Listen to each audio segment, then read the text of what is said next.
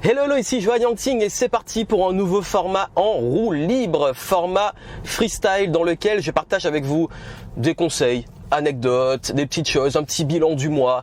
Et là, j'ai envie de partager avec vous vraiment un bilan du mois de février 2023 et puis quelques conseils, surtout parce que j'ai beaucoup parlé de relations, des profils atypiques, divergents, multipotentiels, introvertis.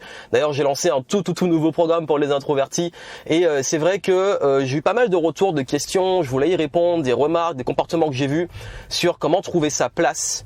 Comment trouver sa place quand on se sent en décalage, quand on se sent atypique, quand on se sent justement pas compris par les autres, ou vraiment on se dit mais ce monde, qu'est-ce que je fous là, je suis trop en décalage. Et également, je vais vous parler d'un point extrêmement important qui est aussi sur les principes qui font la différence qu'on a ces profils-là, que ça soit dans le business, mais aussi dans la vie. Et comme je l'ai dit, c'est un format en roue libre, ça veut dire que c'est un format dans lequel j'ai pas forcément une structure bien définie, ou c'est un format généralement long. Le temps d'un trajet, là je sors du sport et je voulais partager ça avec vous pour un petit trajet. Bon, j'ai 1 heure de trajet, mais je sais pas si ça va durer vraiment 1 heure. Mais en tout cas, c'est un format que j'aime bien, que je fais tous les trimestres de temps en temps, ou parfois un peu. Ça fait longtemps que je n'ai pas fait de format en roue libre, mais c'est un format dans lequel je me lâche. Vous voyez une autre partie de moi aussi. Et si vous voulez plus des conseils ultra structurés et tout, dans les autres vidéos, ça arrive plus. Et même sur mon Instagram, sur mon Telegram, même sur TikTok. Je suis sur TikTok. On a passé le 1 million de vues en début d'année. Non, sur TikTok aussi, vous avez des formats courts, mais là vraiment c'est un format long, un format à la cool, donc n'y cherchez pas une structure ou des choses ultra, on va dire spécifiques, concises, parce que là vraiment, comme j'ai dit, c'est un format où on se lâche. Au niveau de l'actualité, alors j'ai une excellente nouvelle pour vous. Si vous le souhaitez, durant le mois de février, j'ai beaucoup partagé des conseils pour les introvertis et les profils divergents. Donc j'ai fait une petite promotion, une petite durée de promotion en descriptif. Ça peut vous intéresser sur les programmes adaptés à vos profils divergents, sur le plan des relations, de la carrière, de l'entrepreneuriat. Vous avez ça en descriptif. Allez voir si ça peut vous intéresser. Et justement, comme j'ai partagé beaucoup de contenu durant cette période pour les profils divergents, je sais qu'il y a un conseil par lequel je voulais absolument commencer avant de rentrer dans les différents sujets que j'ai prévus pour vous, qui est, et ça c'est vraiment, mais s'il vous plaît, c'est extrêmement important au niveau des relations. Je sais que beaucoup qui se sentent atypiques, qui se sentent divergents, se braquent un peu contre les autres ou se sentent incompris, et en se sentant incompris, se mettre à être beaucoup contre. Et ça, c'est une très grave erreur qui vous rend malheureux, parce que j'ai remarqué par exemple, les introvertis vont dire ouais, mes extravertis n'ont rien compris à la vie, ils comprennent pas pourquoi je suis comme ci, comme ça. Je sais qu'il y a beaucoup de multipotentiels dans la carrière, quand ils cherchent justement un job, ou alors dans l'entrepreneuriat, ils disent mais les gens ils ont rien compris parce que ils n'arrivent pas à mettre mon profil dans une case et du coup c'est leur faute, c'est eux qui ont rien compris, etc. Ça vous rend malheureux. Pourquoi ? Parce que en fait, même que vous ayez raison ou tort, ça sert à rien de vouloir se conformer à l'extérieur et aux gens, et ça sert à rien d'être contre les gens, parce que dans la vie, nous avons tous des profils différents, nous avons tous des personnalités différentes, et le but n'est pas de chercher absolument à que tout le monde soit pareil, c'est d'accepter les différences. Et si d'autres personnes n'acceptent pas votre différence, ou que vous sentez parce que vous êtes différent, incompris, rejeté ou autre, la pire posture, c'est la victimisation. Et je suis obligé de vous le dire. Pourquoi je vous le dis ? Parce que pendant longtemps, j'ai été comme ça. Pendant longtemps, j'ai dit ouais, mais les gens comprennent pas. C'est la faute des autres. Je suis incompris. Et je me mettais souvent contre. Mais en fait, finalement, j'étais malheureux. Et je crois que la meilleure des réponses à ça, c'est déjà apprendre à s'accepter soi.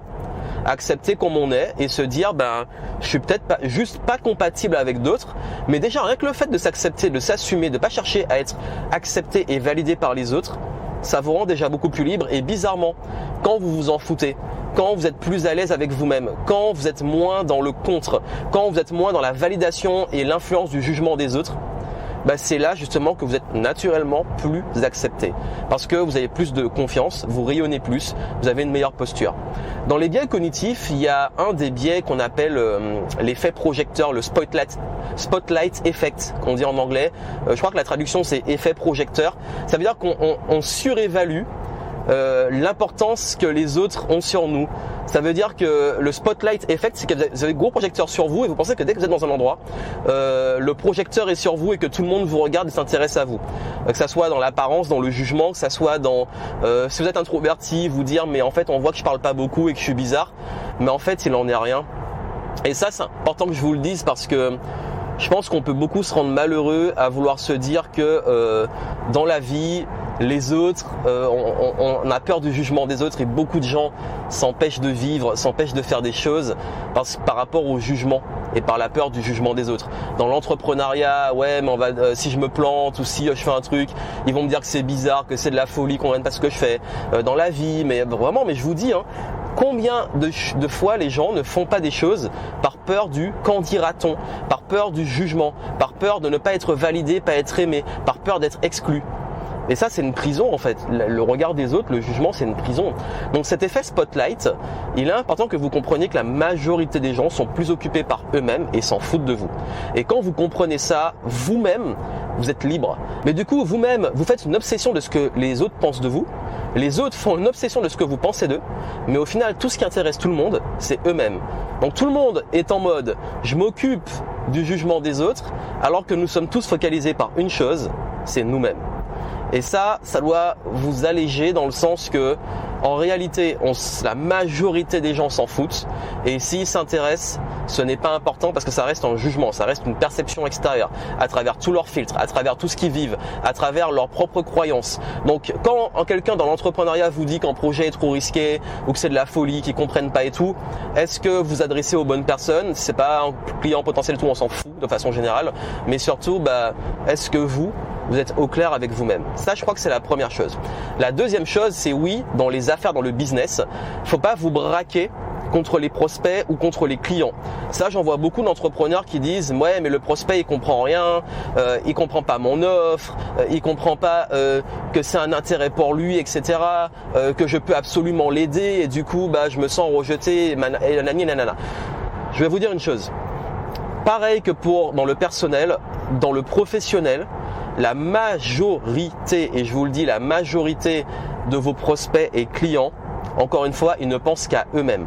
Et si vous essayez de les convaincre qu'ils ont un problème, que ce que vous apportez est bon pour eux, etc., même si votre offre, même si tout ce que vous proposez est génial et va vraiment les aider, la réalité et ce qui fait la différence, c'est pas est-ce que ça va vraiment les aider ou est-ce que c'est vraiment ce dont ils ont besoin, c'est est-ce qu'ils ont compris l'intérêt pour eux. Dans le business, dans la vente, dans le marketing, si les gens ne comprennent pas ce que vous proposez et ce que ça leur apporte, c'est votre responsabilité. Soit vous vous adressez aux mauvaises personnes, soit vous essayez de les convaincre d'un problème qu'ils ne veulent pas résoudre ou dont ils ne sont pas conscients, soit votre message n'est pas adapté. C'est les trois situations. Mauvaise personne, en fait, c'est pas votre cible, c'est pas votre clientèle. Donc, perdez pas votre temps. Deuxième cas, en fait, là, si vous essayez de convaincre les gens qu'ils ont un problème et qu'il faut le résoudre, bon courage, ça va prendre beaucoup de temps. Et troisième point, là, et c'est le grand classique, c'est que votre message est trop basé au niveau marketing friendly, est trop basé soit sur vous, soit n'est pas adapté à vraiment l'expression et la formulation qui est irrésistible pour eux et qui a de la valeur pour eux. C'est une des subtilités du marketing, c'est vendre aux gens ce qu'ils veulent et leur donner ce dont ils ont besoin. Et ça, c'est une grande subtilité que beaucoup de gens ne comprennent pas. Mais le jour où vous le comprenez, en vente, vous avez plus d'impact et surtout vous arrêtez d'être en résistance, en lutte contre la psychologie humaine.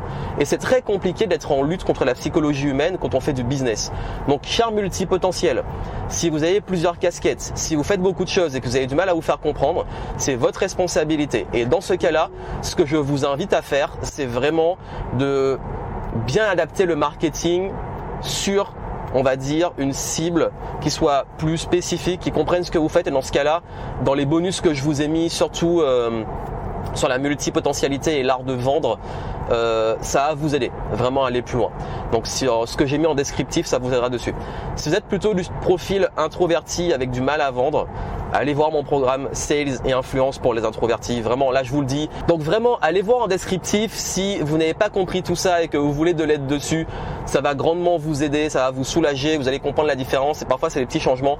Mais ne luttez pas contre de la psychologie humaine. N'essayez pas de convaincre les gens par la force ou ne vous victimisez pas ou ne vous frustrez pas parce que les gens ne comprennent pas et que vous avez des bonnes intentions. Parce que, comme je vous ai dit, c'est un game, le marketing, la vente, et il faut comprendre les bases et arrêter de lutter contre la psychologie humaine et surtout arrêter de vouloir convaincre des gens si ce que vous apportez a réellement de la valeur.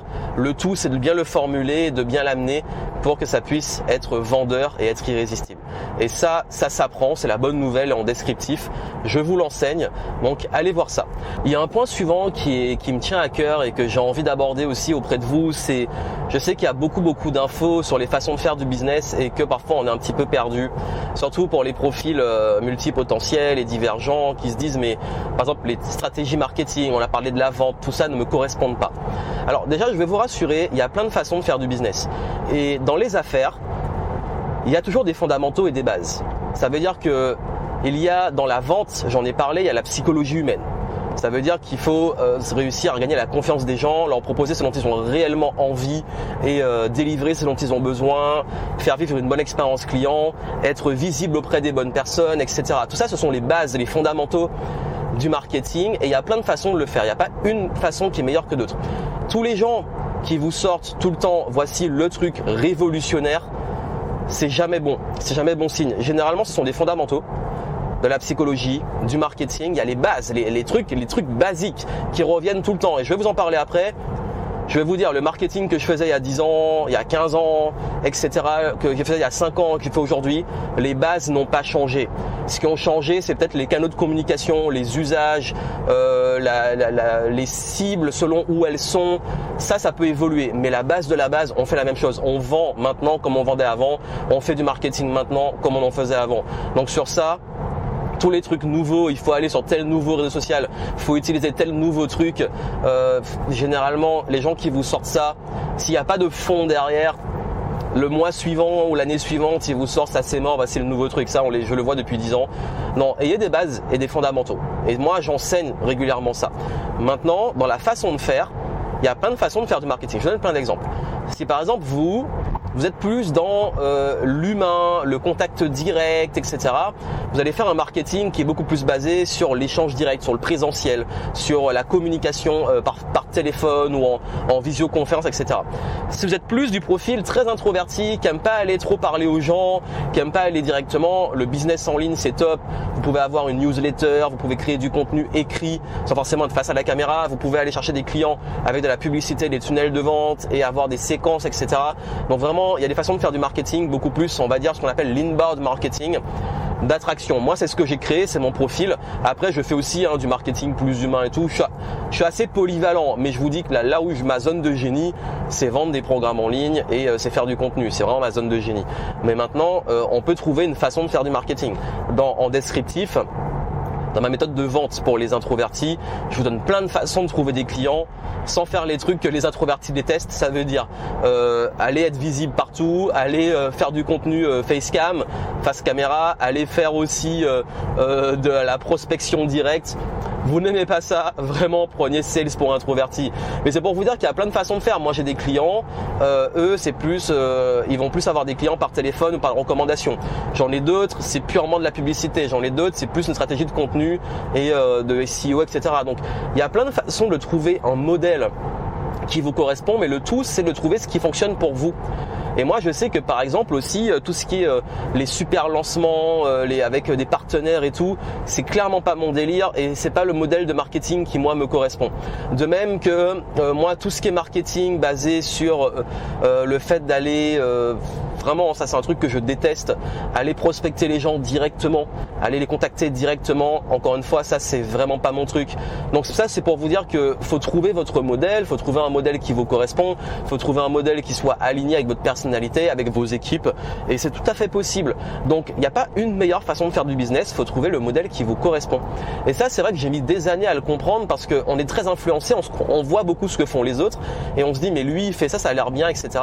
Mais à chaque fois que moi j'ai appliqué la stratégie de quelqu'un d'autre, je me suis toujours vautré. Et à chaque fois, mais vraiment je vous dis, à chaque fois que j'ai voulu suivre le modèle de quelqu'un, ça a mal fini. Et c'est là que j'ai compris qu'en fait, il n'y a pas un modèle qui est meilleur que les autres. C'est juste qu'il faut trouver le mien, donc il faut essayer, il faut expérimenter, il faut essayer de comprendre ce qui fonctionne pour nous. Et là, on arrive à avoir des meilleurs résultats. Et justement, puisqu'on en parle, à trouver le modèle qui vous correspond, la meilleure chose que je peux vous proposer, c'est que moi, quand je travaille avec des clients, je vais être très honnête avec vous, j'aborde toujours les bases, les fondamentaux, surtout pour ceux qui se lancent. On va pas réinventer la roue, mais après, on adapte la stratégie à la personnalité des gens, à leur profil, au type d'offres qu'ils ont, au type de marché où ils sont. Donc c'est du sur-mesure et maintenant j'ai assez d'expérience pour vous donner un fil conducteur adapté à tout cet alignement. Que ça soit dans Game Entrepreneur Start, le programme pour vous lancer, on a eu une nouvelle promo là, avec beaucoup de nouveaux inscrits, et aussi ceux qui veulent level up, la méthode level up, où là je vous donne des frameworks selon le type de business que vous avez et la stratégie qui serait la mieux adaptée. Donc tout ça pour vous dire que oui, c'est possible, et si vraiment vous voulez de l'aide dessus, vous allez en descriptif, vous faites une demande, on peut en discuter, vous pouvez avoir des ressources aussi pour ça, mais je veux juste vous rappeler que c'est ma philosophie. Vous voyez, les témoignages clients, c'est vraiment ce qu'on fait le plus. Ça veut dire que nous, que ce soit moi, les personnes avec qui je travaille et qui font aussi les accompagnements, parce que je ne peux pas prendre tout le monde avec moi, on a à cœur d'aider surtout les profils d'ailleurs divergents à aligner une stratégie qui leur correspond. Et ça me tient à cœur et c'est une de mes valeurs. Et justement, je voulais partager avec vous là ce qui pour moi, les principes et les clés qui m'ont aidé à réussir. Encore une fois, ça fonctionne pour moi, mais ceux qui s'identifient dans mes valeurs, dans mon profil, ça pourra peut-être vous-même vous aider et vous parler. Donc vraiment ça me tient à cœur que vous puissiez en bénéficier, que je puisse faire ce partage auprès de vous pour que vous puissiez appliquer ces stratégies éventuellement. Et là on parle de stratégie en termes d'état d'esprit, de mindset, mais également en termes de business. Donc la première chose, je crois que c'est une des chose qui m'a le plus aidé à réussir à tout niveau dans tout ce que j'ai entrepris, c'est la stratégie en fait je sais que beaucoup donnent des conseils sur la visualisation, mais ça c'est vraiment plus une stratégie de manifestation. Le truc qui moi fait vraiment la différence pour manifester, je vais vous le dire très honnêtement, c'est que je me dis pas il faut atteindre tel objectif, je vais demander ok, qui je dois être et qui je dois incarner pour l'atteindre. Et croyez-moi, ça fait une énorme différence. C'est vraiment un truc. Si vous arrivez à mettre ça en place, vous allez comprendre que les objectifs, c'est pas juste qu'est-ce que je dois faire. On a aussi le fameux oui, faut du sens, faut du pourquoi, etc. Mais ce qui fait vraiment la différence dans vos objectifs, c'est qui je dois être pour l'atteindre, qui je dois incarner. Ça a fait une grosse différence dans ma vie. Et d'ailleurs, si on a beaucoup tendance à se comparer aux autres, à se dire mais je rêve d'avoir les résultats d'un tel, je rêve d'avoir ce qu'il a, ce qu'il possède, d'arriver à tel niveau. Ne regardez pas juste les résultats des personnes, regardez qui ils sont, qui ils incarnent, leurs valeurs. Et ça c'est important parce que moi les personnes, on peut toujours prendre ce qu'il y a à prendre. Il y a beaucoup de gens qui m'inspirent, même en termes de mindset sur l'argent et tout, mais quand je vois qui ils sont, quand je vois leur vie, leur lifestyle, leur quotidien, ça me donne pas envie parce que c'est peut-être pas mes priorités, mes valeurs à moi, mais je respecte si c'est eux. Par exemple, le gros lifestyle où le côté hustle, ça veut dire ceux qui bossent tout le temps, mais qui en même temps veulent montrer que pour réussir, faut tout le temps charbonner, etc. Moi, je suis un gros bosseur, j'adore bosser, j'adore repousser les limites, mais ce qui compte le plus, c'est quand même ma qualité de vie. Ça veut dire que je vais toujours privilégier ma qualité de vie. Donc je vais chercher des personnes à modéliser qui ont une qualité de vie et dont les valeurs vont être la famille, vont être la liberté, vont être la qualité de vie justement dans le sens que je donne à la qualité. Parce que pour certains, la qualité de vie, c'est le grand luxe, etc. Mais moi, ma qualité de vie, c'est pouvoir vraiment avoir le choix. Pouvoir me prendre du très gros luxe comme pouvoir me prendre un truc où c'est la dèche totale, mais pouvoir choisir. Et j'aime avoir cette liberté de choisir et pas avoir à compter et tout. C'est très dans mes valeurs, c'est que je me dis, mais en fait, à n'importe quel moment, je peux choisir d'être en première ou je peux choisir d'être en seconde classe. Je m'en fous en éco. Moi, je me mets pas d'obligation, mais j'ai cette liberté en fait. Si un jour je veux me faire un kiff, prendre un billet d'avion, partir à l'autre bout du monde, je peux le faire. Si je veux rester chez moi pépère, tranquille, je peux le faire. Si je veux beaucoup bosser sur un projet, je le fais. Si je veux vraiment me reposer, prendre du recul, me prendre quelques jours, quelques semaines, je peux me le permettre. Donc ça pour moi c'est la liberté. Et du coup je vais plus aller chercher à incarner ça. Mais je vous dis ça parce que je sais que beaucoup d'entre vous se comparent beaucoup en se disant mais comme pour le business, ce modèle là, mais quel est le bon modèle pour moi? Designez votre journée idéale, designez votre lifestyle idéal, designez un modèle qui vous correspond vous, designez vraiment quelque chose qui est aligné avec qui vous êtes, avec votre personnalité. Ça c'est extrêmement important et dans la vie ça soulage énormément. Donc ce que je voulais vous dire par rapport à ça, c'est que le être, faire, avoir, c'est un cycle qui est important. C'est que souvent on se dit je veux obtenir tel résultat et pour l'obtenir qu'est-ce que je dois faire et quand je l'aurai atteint, quand j'aurai fait ce qu'il faut, je pourrai enfin être libre financièrement par exemple.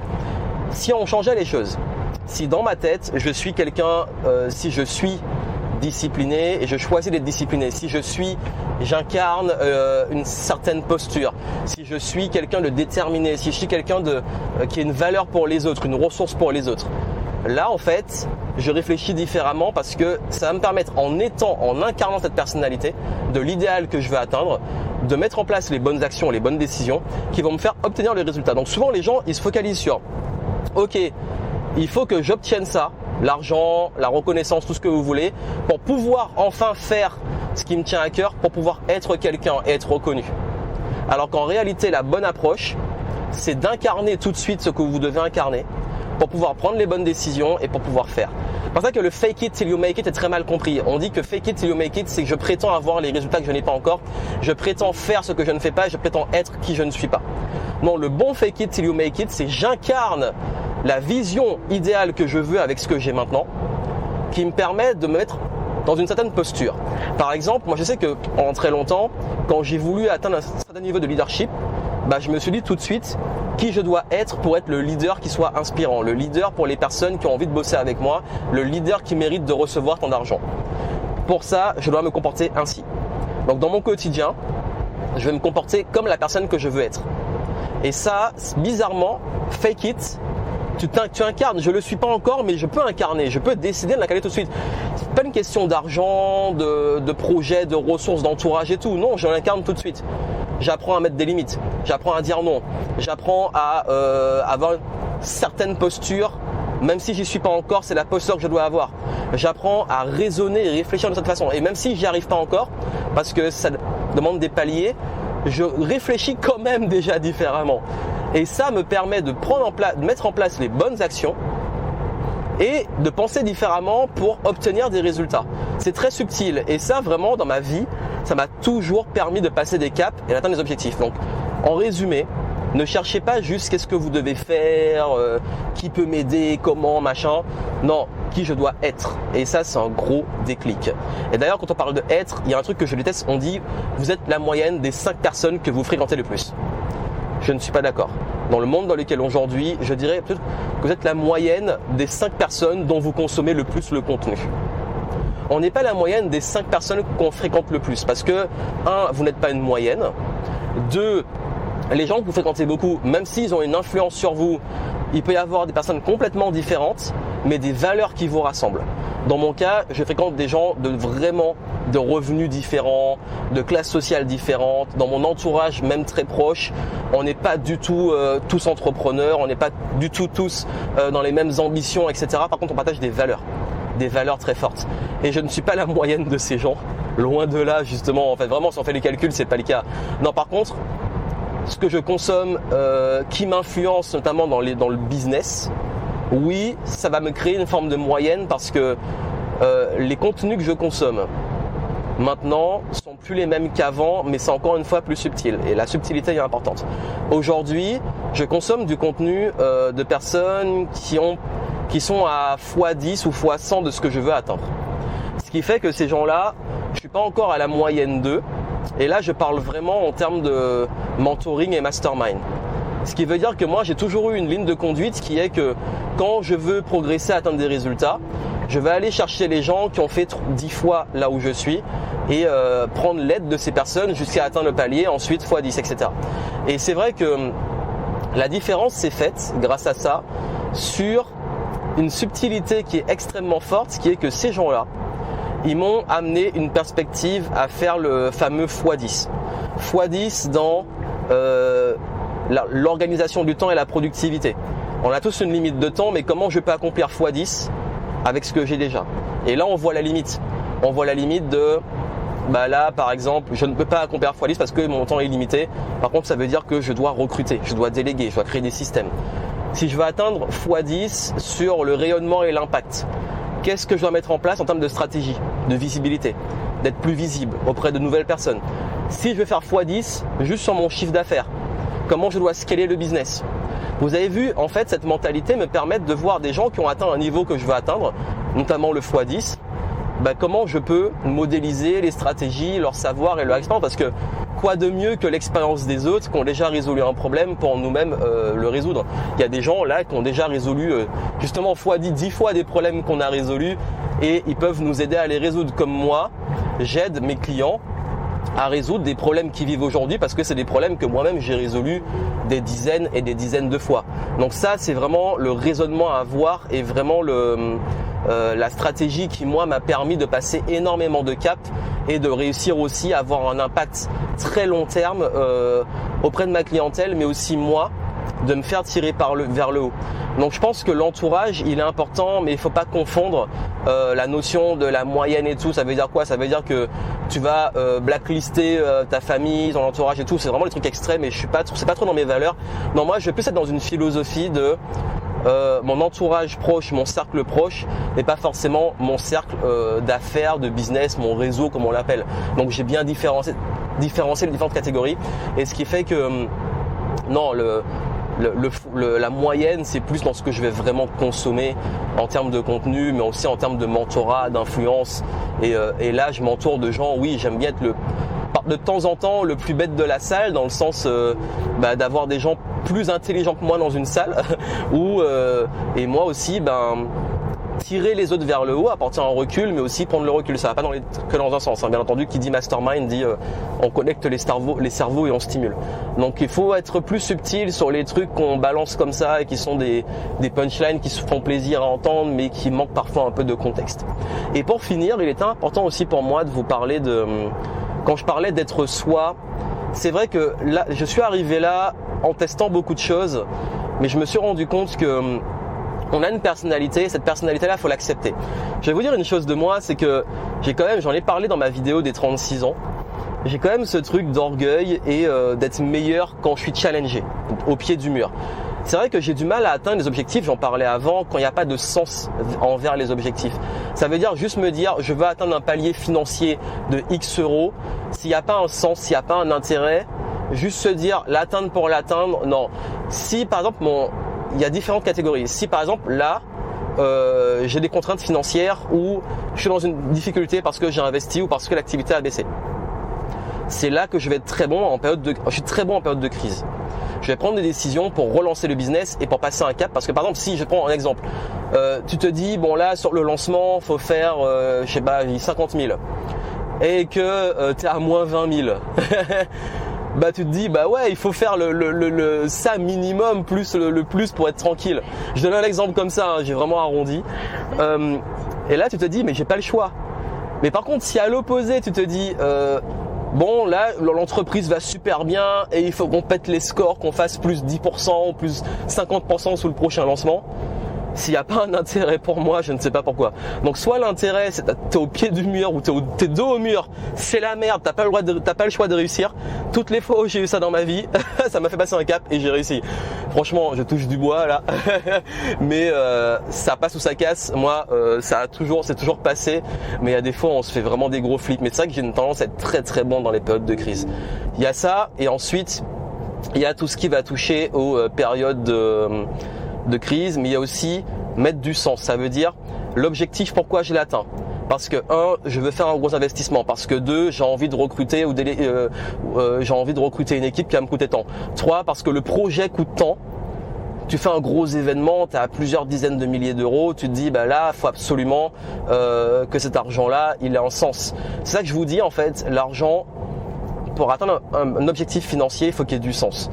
Un objectif, ouais, je vois beaucoup de gens qui disent ouais, moi je veux atteindre le million parce que ceci, parce que cela. Ouais, mais si c'est juste une question de reconnaissance, le fameux quand tu auras atteint le million, tu pourras être reconnu, ça n'a pas de sens. Par contre, si tu te dis ouais, pour moi ça a du sens, un sens vraiment profond, et ce sens c'est que je veux atteindre ce palier financier parce que mon business il va me coûter tant en charge, tant pour recruter, etc. Là ça prend du sens et là tu as plus de chances de l'atteindre. Pour ça ou alors si c'est pour par exemple ceux qui se lancent, pour mon lifestyle il me faut tant pour être bien, ou il me faut tant pour avoir l'équipe et le business que je veux. Toujours mettre du sens aux objectifs. Et le sens, c'est soit t'as pas le choix, t'es obligé, t'es dos au mur, c'est t'avances, soit tu as besoin de cette ressource pour quelque chose qui dépasse l'argent. Et vraiment, quand l'objectif dépasse juste un truc financier ou un truc de reconnaissance et tout, je peux vous garantir que là on explose des scores.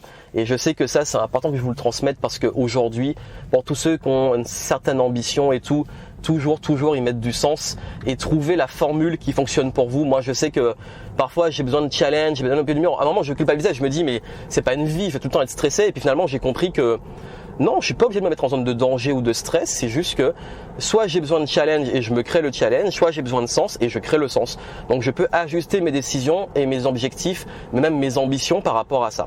Et je voulais finir sur le fait de toujours focaliser sur ce qui marche, arrêtez de réinventer la roue. Pendant 10 ans, j'ai quand même un recul de statistiques qui montre voici ce qui fonctionne pour moi, voici ce qui ne fonctionne pas pour moi. Et à force, je peux vous dire que ça fait peut-être 10 ans qu'il y a des trucs qui marchent tout le temps.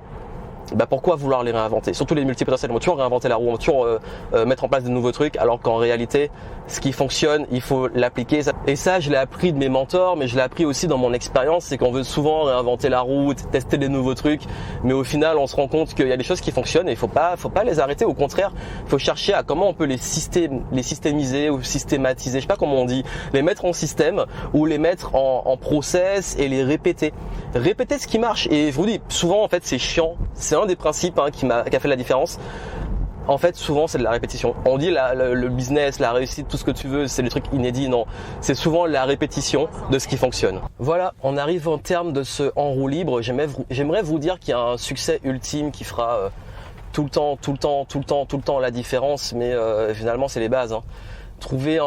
Apprenez à vous connaître, la connaissance de soi, trouver un modèle qui vous correspond, répétez ce qui marche pour vous de façon régulière, continuez à vous entourer de personnes, mais surtout prenez des conseils qui mettent du contexte. Voilà, il y a beaucoup de conseils, mais il y a des conseils qui sont bons à prendre. Voilà, tout conseil est bon à prendre, mais tout conseil nécessite aussi du contexte. Et les meilleurs conseils que vous allez avoir dans votre vie, ils vont toujours avoir du contexte. Et le contexte, c'est ce qui fait la différence. Ça veut dire quoi le contexte? C'est appliqué à vous, appliqué à votre personnalité, appliqué à ce qui vous semble juste. Et c'est comme ça que vous allez vraiment pouvoir avancer. Et je crois que dans la vie, le truc qui fait vraiment la différence, c'est de réussir à toujours continuer de mettre du sens dans ce que vous faites, continuer de vous épanouir, continuer de toujours mettre à jour vos connaissances, pas réinventer la roue, mais avoir cette hygiène presque de... Ça, c'est un truc qui est difficile pour les gens, mais cette hygiène de revoir ses certitudes. Et chaque palier que vous allez passer, vous allez voir que c'est une nouvelle connaissance de soi, un approfondissement d'être plus que jamais soi-même, mais surtout, et ça fait la grosse différence, c'est toujours à chaque fois en plus d'être soi-même à un autre niveau. Et d'être plus subtil dans la connaissance de ses limites, de ce qui fonctionne pour nous et de ce qui est juste pour nous. Voilà ce que je voulais vous dire. Moi, je vous souhaite énormément de succès. Profitez en descriptif des ressources que j'ai mises pour vous là pour une durée limitée. Et puis, on se retrouve très vite dans des prochains formats. À très bientôt. Ciao.